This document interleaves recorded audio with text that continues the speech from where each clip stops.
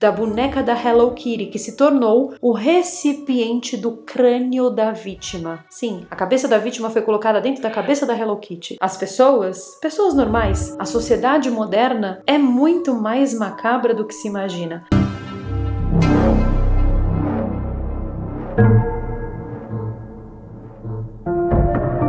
O conteúdo do vídeo de hoje vai ser chocante e eu já peço aí que vocês se preparem para o que está por vir. Hoje eu vou abrir aqui com vocês os documentos do caso da Hello Kitty. Ai, Carol, como assim? Que caso da Hello Kitty? Pois é com certeza um dos casos mais bizarros e ao mesmo tempo mais assustadores que essa internet já viu. E ele envolve uma personagem que também é envolta em milhões de mistérios. Eu estou falando dela, da gatinha Hello Kitty, a fofíssima da Hello Kitty, que no Brasil a gente chama de Hello Kitty, né? Esse foi um dos casos que mais chocou Hong Kong e o mundo todo por consequência. E ele mostra o pior e mais sombrio lado da humanidade. Se é que dá pra gente chamar essa loucura toda aqui que nós vivemos de humanidade, né? Vamos combinar que esse nome aí não é muito apropriado. A vítima era Fan Man Yi, uma mulher que queria sobreviver. Fan Man Yi nasceu em 1976 na China continental, mas logo foi abandonada pelos pais em Hong Kong e ela cresceu em um orfanato onde ela jamais foi adotada. Aos 15 anos, ela foi literalmente jogada nas ruas. Sem preparo, sem afeto e sem qualquer apoio, ela caiu direto no abismo social da cidade, em dorgas, violência e também naquela vida das ruas que a gente sabe muito bem. Ela trabalhou no bordel Romance Villa em Sham Shui Po, que é um dos bairros mais densos e empobrecidos de Hong Kong, mas Fan não era delinquente, ao contrário do que dizem. Ela era uma sobrevivente.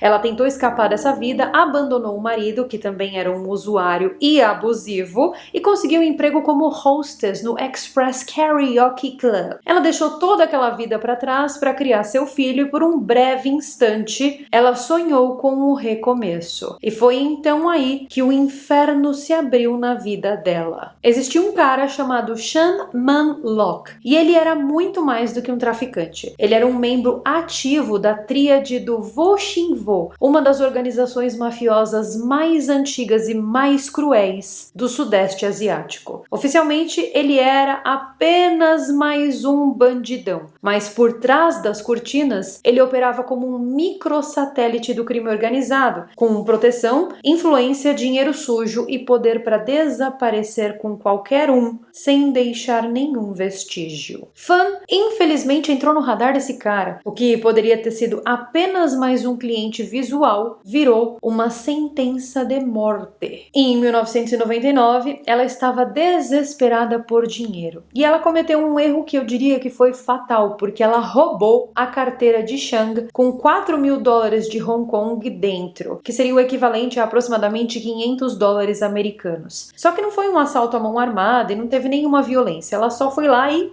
deu o gato na carteira dele. Só que mesmo assim, né, gente, não dá pra defender esse ato. Alguém que queria sair dessa vida, sairia de vez, sem voltar pra trás. Mas em todo caso, nós ouvimos e não julgamos. E Chan, ele não era um cara comum. Ele era uma entidade criminosa. E com aquele gesto, a Fan assinou a sua sentença. Ele exigiu não apenas os $4.000 de volta, mas juros de $10.000 adicionais. E a dívida era obviamente forçada e legal, e ela serviria como desculpa para que Chan tomasse posse de Fan de maneira definitiva. E foi então que em 17 de março de 1999, Fan foi levada por dois capangas de Chan, o Leung Xinshu, de 26 anos, e o Leung Vailun. É o Malido vai China, vocês sabem. Mas esses dois não estavam sozinhos, não. Existia uma presença perturbadora que acompanhava o trio. Uma criança, uma menina de apenas 14 anos, chamada Ah Fong, uma criança que estava sendo corrompida em tempo real. Ela foi levada para um apartamento, mais especificamente para o apartamento de número 31 da rua Granville, em Tsim Sha Tsui, que era um flat de 5 quartos alugado pelo próprio Chan. Lá dentro, o que aconteceu foi bizarro e não foi apenas tortura. Foi algo que eu chamaria de um ritual satânico, uma série de atos bárbaros que não podem ser comparados a nada, em nenhum nenhum experimento de desumanização posso revelar o que aconteceu lá dentro. E, inclusive, eu nem posso mencionar o que aconteceu lá dentro, porque afinal de contas, esse programa aqui é um programa para a família brasileira. Então, quem tiver interesse em saber o que realmente rolou nas minúcias, pesquisa aí. Mas será que isso foi apenas uma vingança banal? Ou será que existia alguma coisa mais sombria por trás dessa insanidade toda? Porque diversos analistas de crime notaram o caráter ritualístico do cativeiro e da situação toda. Tipo, os ciclos repetitivos de tortura, a presença de um público infantil sendo forçado a participar e o elemento, né, a inclusão ali de um elemento, um ícone infantil. Eu estou falando dela, da boneca da Hello Kitty, que se tornou o recipiente do crânio da vítima. Sim, a cabeça da vítima foi colocada dentro da cabeça da Hello Kitty. Então será que isso é algum tipo de código, uma forma de mandar mensagens? Bom, essa tríade Wo-Xing-Wo, ela tem ligações históricas com práticas esotéricas de dominação, incluindo cultos internos de quebra de espírito, algo como parecido com o do Harry Potter, da Horcrux, sabe? Para manter a lealdade absoluta de seus membros mais novos. É comum que esses caras participem de rituais estranhos de batismo. Rituais esses que eu considero ocultistas. Então, será que essa moça foi usada para algum sacrifício simbólico? Para marcar mesmo a iniciação daquela criança ali, da Afong? Eles cortaram a cabeça de Fran, colocaram o crânio dela dentro do crânio da boneca Hello Kitty, que tinha um corpinho de sereia, costuraram a cabeça do brinquedo de volta e transformaram o brinquedo em um receptáculo macabro. A boneca foi colocada numa estante como um troféu, mas também como uma advertência. E algumas semanas passaram e aquela menina, a Afong, ela começou a relatar algumas coisas bem estranhas. Ela chorava, gritava, dizia que estava sendo assombrada pela própria Fan, que ela tinha visões da Fan dentro do apartamento. E ela via o rosto dessa mulher deformado nos sonhos dela. Ela ouvia a voz dessa mulher. E ela sentia a presença de Fan em cada canto da casa que ela ia. E foi então que em 24 de maio de 1999, essa menina, a Afong, ela se apresentou à polícia e disse que estava sendo atormentada por uma mulher amarrada com fios de metal. Ela contou para a polícia o que tinha acontecido e é exatamente aqui que as coisas mudaram muito de tom, mas muito mesmo, porque a polícia de Hong Kong, ao ouvir essa descrição, achou, obviamente, que fosse um delírio da menina, mas a frieza ali com que a Afong relatou cada passo, o nível de detalhes eram precisos demais. E isso levou os oficiais até o apartamento. E acreditem vocês ou não, lá estava a boneca, exatamente como a menina tinha relatado. E em 28 de maio de 1999, a SWAT invadiu a casa de Chan e o prendeu. E levaram ele a julgamento, né? Julgamento esse que foi uma farsa, porque o bando todo foi condenado. Mas um dos capangas, o Leung Xin-shu, foi libertado em 2011, apenas 11 anos após o caso. E a região ali, ela tem todo um histórico de manipulação judicial quando mafiosos de alto escalão estão envolvidos. Muitos juízes foram ameaçados ou subornados. E a boneca Hello Kitty virou um símbolo macabro do caso,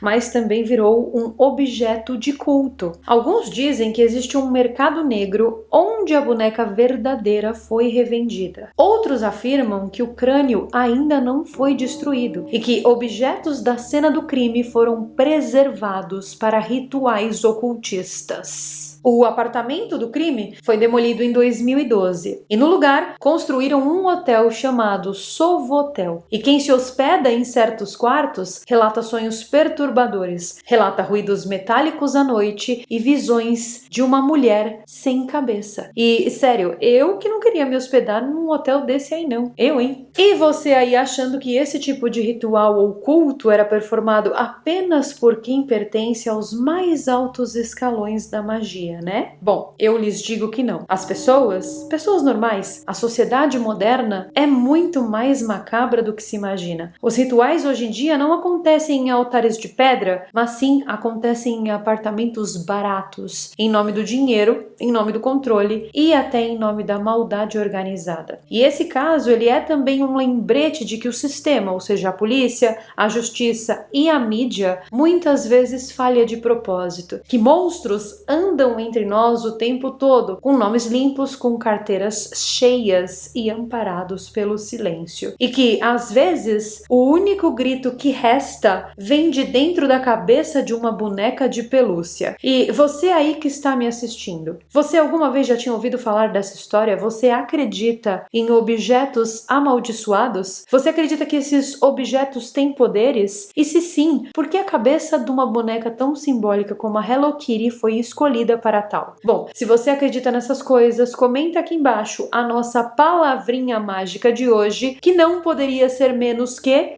Hello Kitty. Comenta Hello Kitty aqui embaixo. Bom, vocês me pediram muito para contar esse caso na íntegra aqui no canal, depois que eu mencionei, né, brevemente na rede vizinha, então aqui está. Eu quero saber as opiniões de vocês sobre esse caso, que sim, é um caso real. O pior de tudo isso, meu povo, é que esse caso é um caso real. E isso é ainda mais chocante e ainda mais assustador. Bom, eu quero saber todos os comentários de vocês sobre esse assunto aqui embaixo. Não se esqueça também de comentar a palavrinha mágica, que é Hello Kitty. E se aceita permitir, se os donos do mundo não vierem atrás de mim, ou se eu não for apagada, porque vocês sabem muito bem, né, que estão apagando o nosso passado. Então existe uma probabilidade muito grande de apagarem eu do passado de vocês. E para isso não acontecer, é só você ficar ligado aqui no canal. Nós temos vídeos novos sempre nas segundas, quartas e sextas. Temos live sempre nas terças, quintas, sábados, domingos, ou quando tiver um assunto muito urgente para ser falado. Então não perca nenhum vídeo que eu postar aqui dentro. Se o YouTube não te entregar as notificações, é simples, é fácil. Passa aqui no canal pelo menos uma vez por semana, que sempre vai ter vídeo novo para você assistir. E eu vejo vocês então nos nossos próximos vídeos. Bye!